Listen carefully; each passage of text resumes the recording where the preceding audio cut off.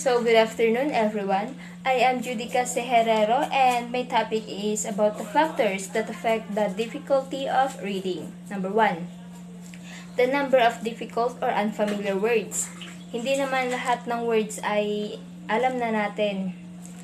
Minsan, pag nagbabasa ka ng libro, napapahinto ka because meron kang na-encounter na unfamiliar words.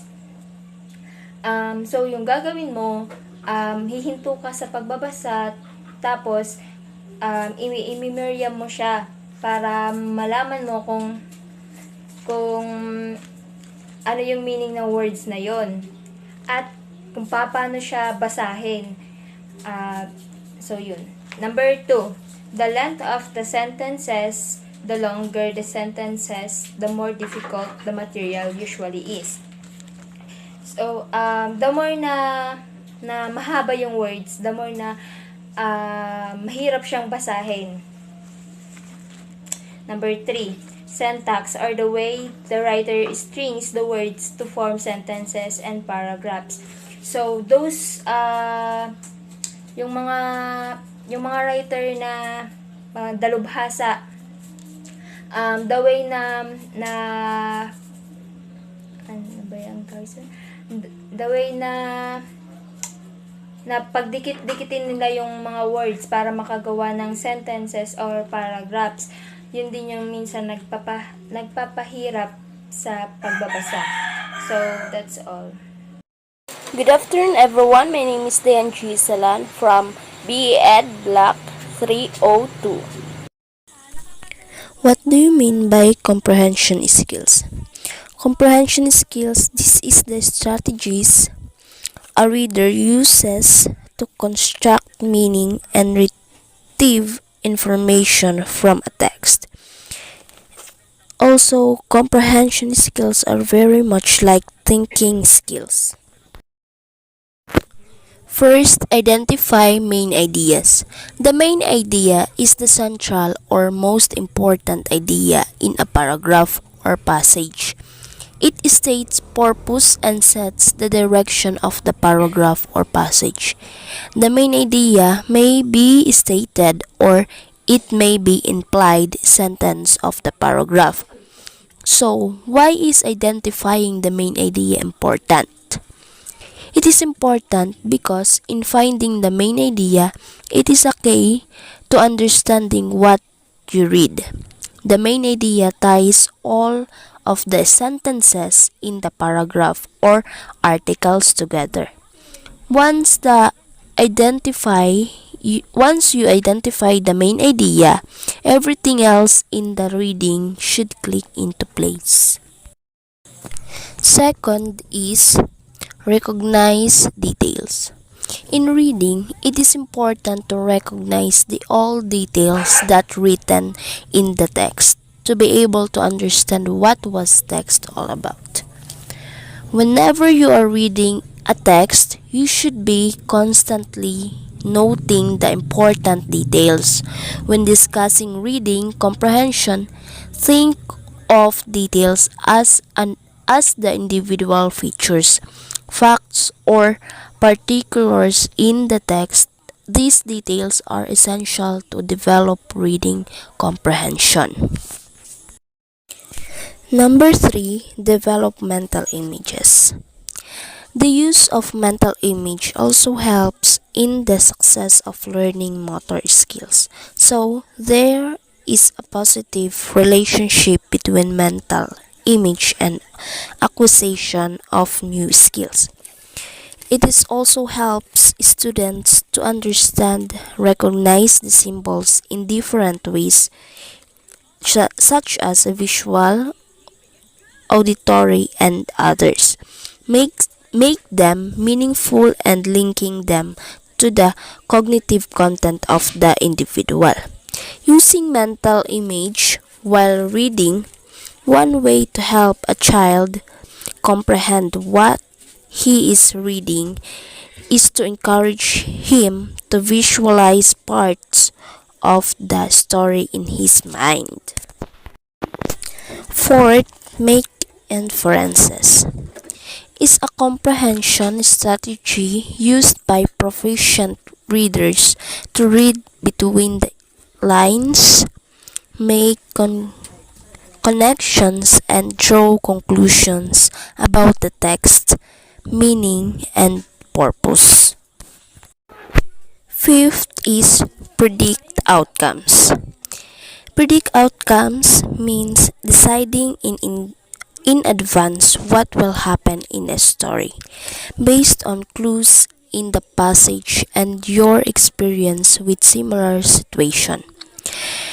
In predicting is an important reading strategy. Making predictions is also a valuable strategy to improve reading comprehension.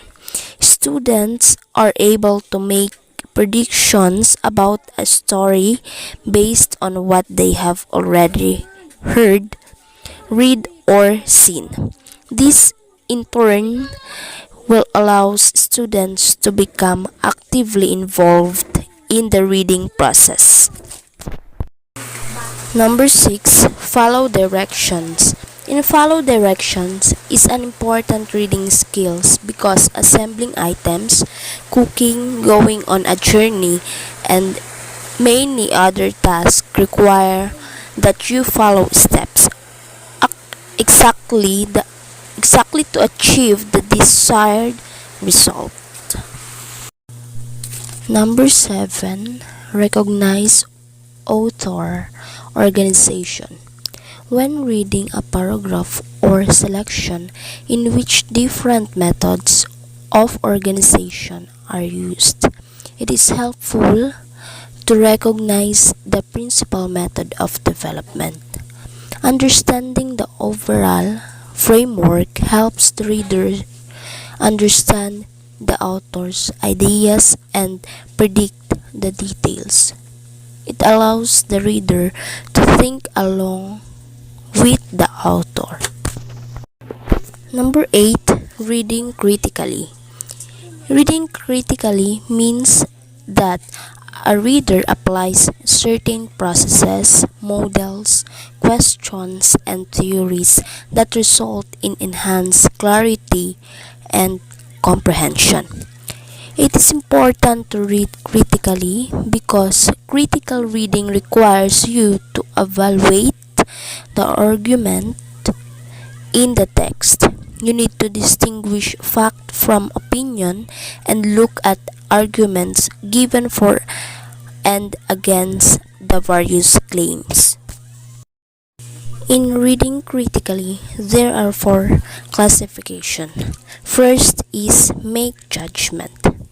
In make judgment, to build comprehension skills, students need to know how to evaluate important information that they read. Students can make judgments about information based of prior knowledge and experience, their cultural values, and their purpose for reading. When a student evaluates information, they confirm, extend, or change their personal views based on the topic of the reading. Letter B, draw conclusion. In draw conclusion is an important skills for readers to learn because it encourages readers to pay attention to what they are reading. Use what they know from life experiences and look at the details of and facts in the text as clues that will help them draw conclusion about what is mean but not explicitly stated. Letter C, without irrelevant ideas. In reading text or taking information, you should be able to, without irrelevant ideas, pick the relevant information about the text. Last, letter D, recognize propaganda. In reading the text, you should be able to recognize propaganda to be identified if the all written in the text context are relevant. Good afternoon, I am Banika Gukalin 302 Ed. This is my report in Group 5. My topic is all about the 4 comprehension skills sub-skills. Those are literal thinking operations. Means, in literal thinking operations, we apply first our observations, we remembering or find significant details. For example, Two Very Different Sisters is a short reading passage about twins who have different interests but must compromise on what to do with their morning. Number 2, inferential thinking operations means we making our predictions reading between the line to become more understand and more there, and afterwards we recognizing main ideas and also applying our observations. For example, the definition of an operations is the process of working or functioning or a surgical procedure. An example of an operations is how a light switch turns on and off. An example of an operations is someone getting their appendix taken out. Number 3. Critical thinking operations. This is the time to distinguishing the fact, details, and evaluating according to criteria. For example, the definitions of critical is something that is crucial judged, analyzed at a turning point or on the verge of a crisis. An example of critical is a skydiver. Having a parachute critical is defined as someone who tends to make judgment and find fault with others.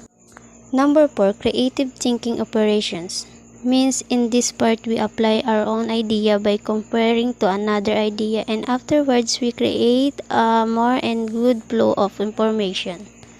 For example, some of the best example of creative think skills may include literal thinking, visual reading, out-of-the-box thinking, copywriting, artistic creativity, problem solving, analytical mind, and divergent thinking.